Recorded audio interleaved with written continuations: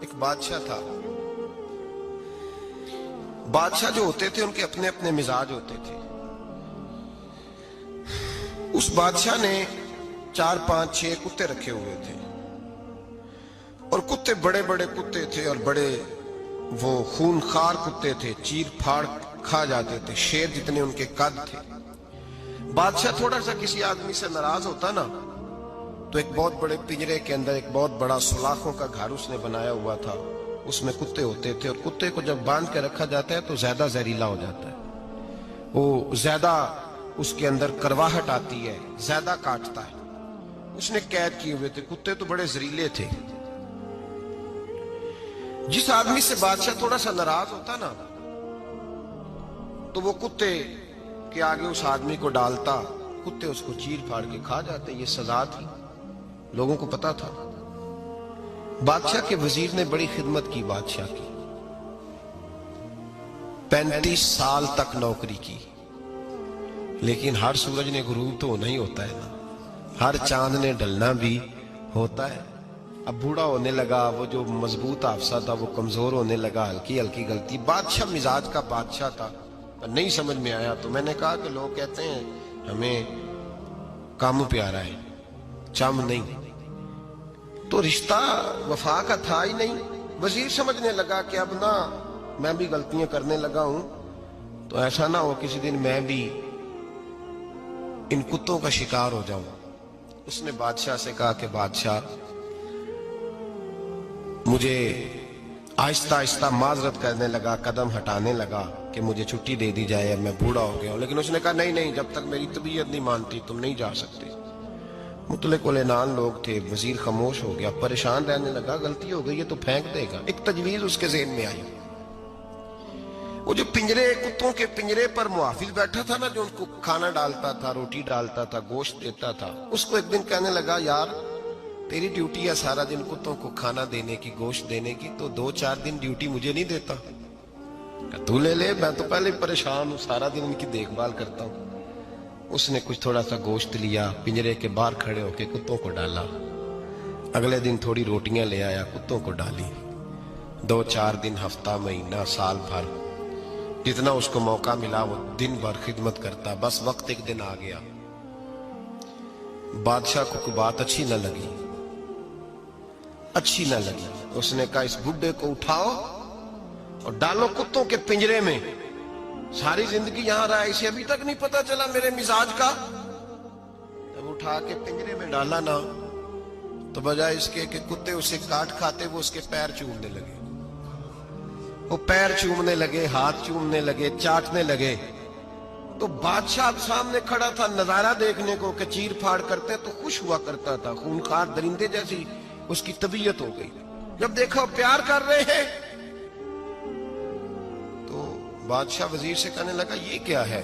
تو وزیر رو پڑا, کہنے لگا تو سیاستدان تھا تو میں بھی سیاستدان تھا, ساری زندگی سیاست کی لیکن دنیا داروں کے ساتھ رہا, تو انجام یہ ہوا کہ مجھے اس پنجرے میں ڈال دیا گیا. دیکھ تو بہت بڑا سیانہ تھا اور میں بھی سمجھدار تھا, وزیر رہا, لیکن ہمارا روح کا رشتہ نہ بن سکا. ارے ہم سے تو یہ کتے ہی اچھے نکلے. تیری 40 35 سال خدمت کی تو تو نے کتوں کے آگے ڈال دیا. انہیں تو چند مہینے روٹی ڈالی ہے, میرے وفادار ہو گئے. چند مہینے روٹی, جنہ تنا وچ عشق نہ رچیا کتے او نہ تھی چنگے. جنہ تنا وچ عشق نہ رچیا کتے او نہ تھی چنگے. مالک دے کر راکھی کر دے سابر بھکھے ننگے. اور بابا بلے شاہ صاحب فرماتے ہیں تو راتی جاگے تے شیخ صدا میں, راتی جاگ دے کتے تے تیتھوں اتے مالک دا در مول نہ چھڑ دے. پاویں مارو 100 جتے تے تیتھوں اتے رکھا سکھا کھا. دنے جار رکھاں وچ ستے تیتھوں اتے ایک برکی دا قدر پچھانن. پاویں مالک ہو من ستے, ایک برکی دا اوپر کھڑے ہو کے کام نہیں کرانا پڑتا کہ میں کھڑا رہوں گا تو کام صحیح ہوگا, جاؤں گا تو نہ. ایک برکی دا قدر پچھانن پاویں مالک ہو من ستے. پھر اپنے آپ کو مخاطب کیا, کہنے لگے اٹھ بلیا چل یار منا لے نہیں تے بازی لے گئے. मुल्ला रूमी कहते हैं कि चिड़िया और चिड़ा मुज़क्कर मुअन्नस दोनों इकट्ठे बैठे थे। तो एक बंदा आ गया सूफी, मेरी तरह पगड़ी शकड़ी बांधी हुई, जुब्बे कुब्बे में लगा हुआ। ये जितने फितने आज आपको नज़र आ रहे हैं ना, ये जुब्बों के पीछे निकलते हैं सारे। आवाम बेचारी को तो पता ही नहीं था कि यहाँ भी उलझना है। इन्होंने पकड़ के चक्कर चला दिए। कभी कोई कहानी सुनाते हैं तो कभी कोई कहानी सुनाते हैं, कभी नहीं। और मैं शिकवा करने लगा हूँ, मुझे कर लेने दो। क्या तुमने कभी मईशत पर भी तकरीर की है? हुजूर ने मईशत नहीं दी? क्या तुमने कभी कौम को मुआशरत भी सिखाई है? ये भी तुमने बताया है कि जीना मरना कैसे? वहाँ उलझाते हो जहाँ नौजवान कहते हैं कि यार तय कुछ नहीं हुआ आपके दरमियान अभी तक। जो कहानी सुना रहा था वो भी बड़े जज्बात में था, रो रहा था। जो रद्द कर रहा था वो भी जज्बात में था, रो रहा था। तो हम किधर जाएं? आपने कौम को किस दोराहे पे खड़ा कर दिया? शिकवा करने लगा हूँ। वो चिड़ा और चिड़ी दोनों बैठे थे। एक बंदा सूफी साफी आ गया, बड़ा जनाब, जुब्बा कुब्बा, बड़ी बात। तो चिड़िया चिड़े से कहने लगी उड़ जाएं, ये शिकारी ना हो। तो चिड़ा कहने लगा नहीं, शिकारियों का लिबास और होता है, ये तो दरवेशों का लिबास है, रहने दो, बैठे रहते हैं। उसने बड़ा समझाया चिड़िया ने, पर चिड़िया की बात मानता भी कोई नहीं ना। कभी कभी मान जाए, करे फ़ायदा होता है। अब चिड़िया की माने कौन? चिड़िया को तो लोग छोटा जानते हैं। तो वो चिड़ा बैठा रहा, पर वो बंदा आया। आए हाय, आप यकीन करें, लोग मेरे पास आते हैं तो वली समझ के आते हैं। वो जो मेरे पास वली समझ के, दरवेश समझ के आया, उसे सवाब मिल गया। लेकिन अगर मैंने धोखा किया तो क़यामत में मेरी सज़ा बढ़ जाएगी। मुझसे मेरा रब पूछ लेगा, वो तो ठीक था, वो तो तेरी पगड़ी दाढ़ी देख के आया था, तू अपनी बात बता, तेरे अंदर क्या था? तो वो करीब आया ना, वो सूफी दरवेश, इल्ला माशाअल्लाह, उसने ना गुलेल पीछे छुपाई हुई थी। उसने गुलेल निकाली और मारी और चिड़ा मर गया। चिड़िया बड़ी परेशान हुई। उसने जाके बादशाह को शिकायत की, जंगल के बादशाह को, शेर को। शेर ने कहा तू फिक्र न कर, बंदा पकड़ लेते हैं। बंदा पकड़ लिया, गिरफ्तार कर लिया, सामने आ गया। तो चिड़िया कहने लगी, शेर कहने लगा चिड़िया से कि अपना पकड़ तो हमने लिया है, सज़ा हमने नहीं देनी। अगर ये बात आपकी समझ में आ गई ना, मसला सिर्फ लीडरों का नहीं, कारकुन भी बड़े ख़तरनाक हैं। नाराज़ हो गए हो? मसला मुरीदों का नहीं, ये पीरों का नहीं, सिर्फ ये मुरीद भी नहीं कहीं हिलने देते।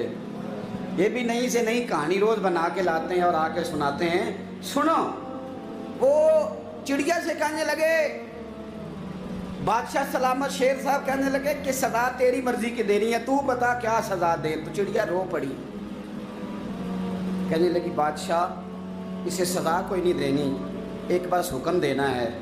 उसे कहा वो क्या? तो वो कहने लगी इसे हुक्म करें, अगर इसने शिकार करना है तो लिबास भी शिकारियों वाला पहने। इसने लिबास सूफियों वाला पहनना है और अंदर से शिकारी है। बस इसे हुक्म करते हैं कि इसने शिकार करना है तो लिबास भी, अल्लाह करे आपकी समझ में बात आए। और सियासतदान, तूने लिबास पहन लिया है खिदमतकार है, तू शिकारी। और ब्यूरोक्रेट, ओ ताजर, तूने लिबास पहन लिया है खिदमतकार, तू शिकारी है। ओ बहुत बड़ी जगह पे बैठे हुए अफसर, तूने लिबास पहन लिया है एक बहुत बड़े अफसर का, एक महकमे को संभालने का, और अंदर से तू रिश्वत खाता है, शिकारी है।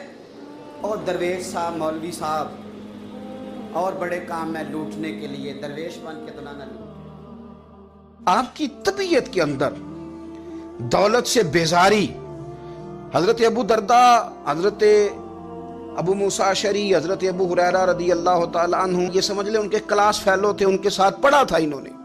हजरत अबू ज़र गिफ़ारी इन पर भी जलाल करते। आप यकीन करें कि तबीयत ना ऐसे कैफ में आ गई इनको पढ़ के। इनको पढ़ा जब कुछ दिनों से, तो कुछ अनोखा, ये अनोखी वजह है, सारे जमाने से निराले हैं ये बंदे। कौन सी बस्ती के यार अब रहने वाले हैं, ये किस तरह के लोग हैं, क्या सोच है। हजरत अबू दरदा रदी अल्लाह तआला अन्हु के घर के करीब से गुजरे तो हजरत अबू दरदा मकान बना रहे थे। क्या जुमला कहा, तड़प गई रूह। फरमाने लगे अबू दरदा, तुझसे मुझे ये उम्मीद नहीं थी यार, فرمایا کیا ہوا؟ فرمانے لگے اب تیرا مکان بنانے کے لیے بھی اللہ کے بندوں کی پشتوں پر اینٹیں رکھی جائیں گی. تیرا مکان بنانے کے لیے رب کے بندوں کی پشتوں پر اینٹیں تیرے لیے. حضرت ابو درداء نے گردن جھکا لی. فرمایا یار جہاں تو ہے نا تو بالکل ہی ٹھیک کہتا ہے. کیوں؟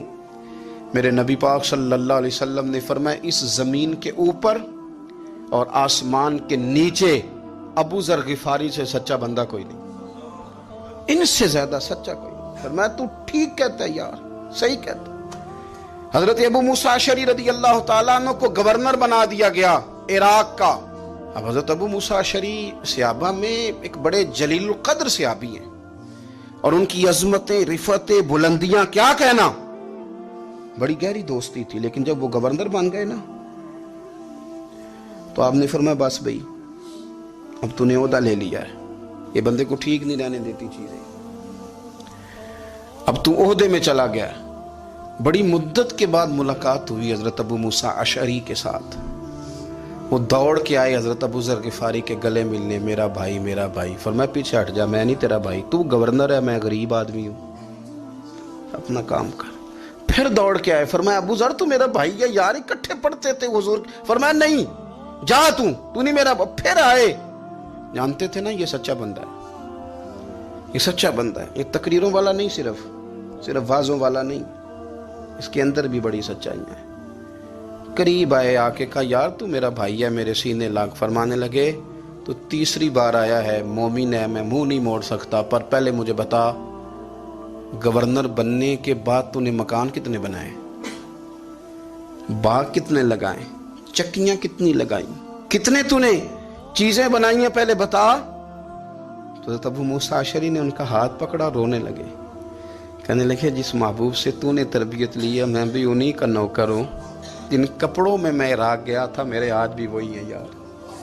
کیا بات کرتا ہے تو, میرے وہی ہیں. مجھے بتا اگر یہ عہدے خدمت کے ہم نہیں لیں گے تو پھر کیا ظالموں کو دیں گے, غیروں کو دیں گے؟ نہ کر, کچھ نہیں بنایا.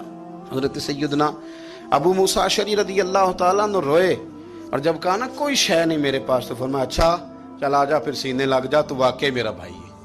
پھر حضرت ابو ذر غفاری نے محبت فرمائی.